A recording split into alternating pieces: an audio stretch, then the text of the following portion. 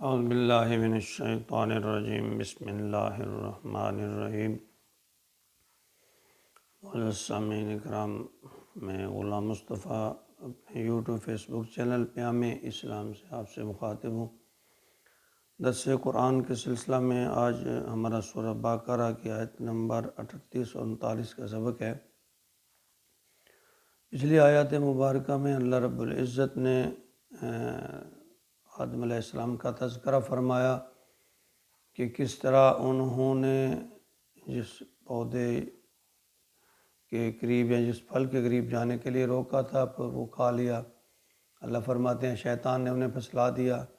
اور پھر اللہ نے انہیں زمین پر بھیج دیا۔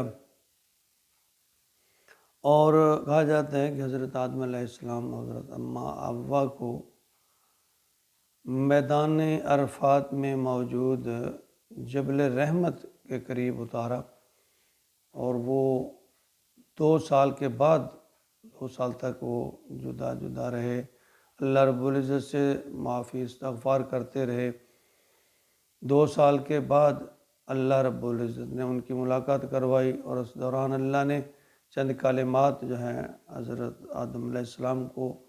سکھلائے، جن کے ذریعے انہوں نے دعا کی، جو کہ قرآن پاک میں اس کا ہے کہ ربنا ظلمنا انفسنا وان لم تغفر لنا وترحمنا لنکونن من الخاسرین۔ تو پھر یہ دعا اس کے ذریعے اللہ تعالیٰ نے حضرت آدم علیہ السلام کی توبہ قبول فرمائی اور آپس میں ان کی ملاقات ہوئی۔ اور ان آیات مبارکہ میں پھر اللہ تعالیٰ نے زندگی گزارنے کا ایک منشور جو ہے وہ بیان کر دیا۔ فرمایا گیا اس میں اعوذ باللہ من الشیطان الرجیم، بسم اللہ الرحمن الرحیم، قلنا اہبطوا منہا جمیعا۔ پھر ہم نے ان سے کہا کہ تم یہاں سے اتر جاؤ، تم سب یہاں سے اتر جاؤ، نکل جاؤ۔ فَإِمَّا يَأْتِيَنَّكُم مِّنِّي، تو جب بھی تمہارے پاس میری طرف سے خدا کوئی ہدایت آئے کوئی سیدھے راستے پہ چلنے کے لیے، فَمَن تَبِعَنِي ہُدَایَ، پھر جو کوئی بھی اس ہدایت پر عمل کرے گا، فَلَا خَوْفٌ عَلَيْهِمْ وَلَا هُمْ يَحْزَنُونَ، تو انہیں نہ تو کوئی خوف ہوگا اور نہ وہ غمگین ہوں گے۔ یعنی اللہ رب العزت نے فرما دیا کہ اب زندگی گزارنے کا جو اصول ہے کہ جب بھی میری طرف سے تمہیں کوئی ہدایت، کوئی سیدھے راستے پہ چلنے کے لیے، اچھے کام کرنے کے لیے جو ہدایت نامہ آئے، پھر اس کے جو لوگ اس پہ عمل کریں گے اور آپ کی اولاد میں سے، تو اللہ رب العزت فرماتے ہیں کہ انہیں کوئی غم نہیں ہوگا، وہ پریشانی نہیں ہوگی۔ اور ساتھ ہی فرمایا والذین کفروا، اور جو لوگ کفر کریں گے یعنی انکار کریں گے میری آیات کا، میرے فرامین کا، جو لوگ انکار کریں گے، وَكَذَّبُوا بِآيَاتِنَا، اور جھٹلائیں گے انہیں، یعنی بات نہیں مانیں گے اور اس پر عمل نہیں کریں گے، اولئک اصحاب النار، یہ لوگ جو ہیں وہ آگ والے ہیں، آگ میں رہنے والے ہیں، آگ میں جلنے والے ہیں، جہنم میں جانے والے ہیں، ہم فیہا خالدون، اور وہ ہمیشہ اس میں رہیں گے۔ یعنی ان آیات مبارکہ میں اللہ تعالیٰ نے 2 ٹوک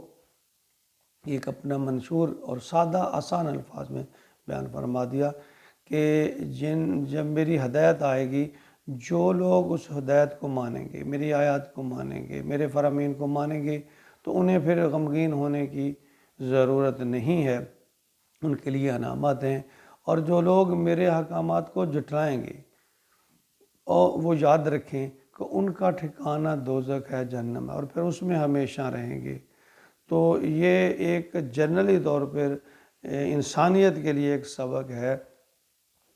کہ ہم نے اللہ کے احکام کو ماننا ہے۔ اللہ نے فیصلہ فرما دیا ہے کہ جو چاہتا ہے